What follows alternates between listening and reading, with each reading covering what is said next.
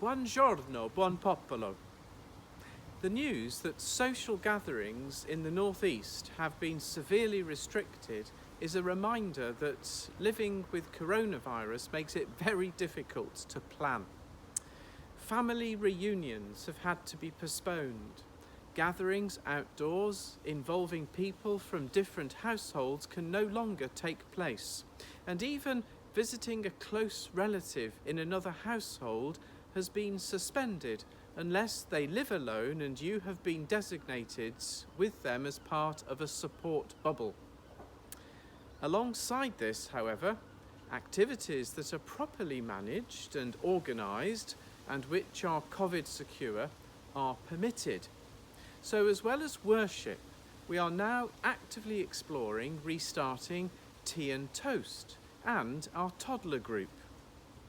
Unfortunately, we won't be able to have our Sunday gatherings on the field until the latest restrictions have been lifted. It also means that our place of welcome, which we have been able to sustain by limited groups meeting outdoors and indoors with proper mitigation, these won't be able to happen in the coming weeks. The key issue is people from different households coming together in a social context.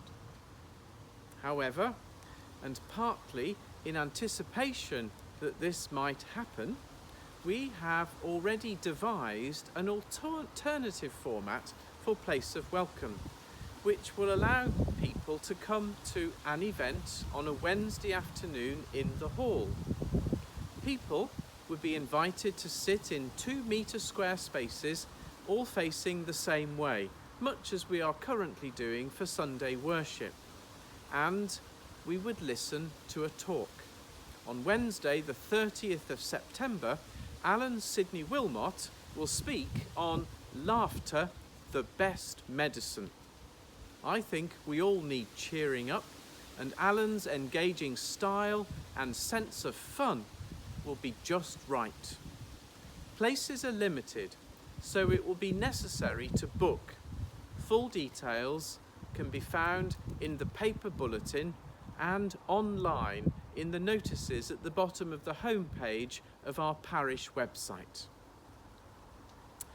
Meanwhile, Bishop Christine last week signed supplementary directions for the conduct of annual parochial church meetings. And so this means that we will hold our annual parochial church meeting by Zoom on Sunday, the 25th of October. We will send out notices of the meeting on Friday, the 25th of September, which will include notice of the election of church wardens, members of the parochial church council, and 2 representatives of the parish to sit on the deanery synod.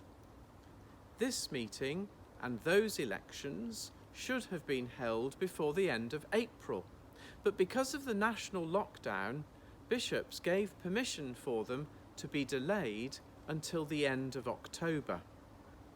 Because of the continued restriction on social gathering, we have now been given permission to hold this meeting and these elections by electronic means.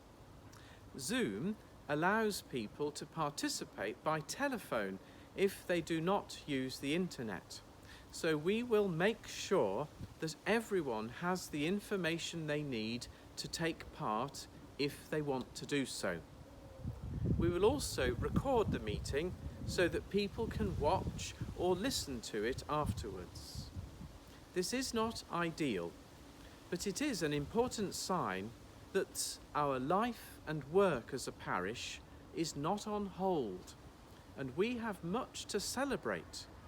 The focus of the annual reports, of course, will be the year 2019. Seems a very long time ago, doesn't it?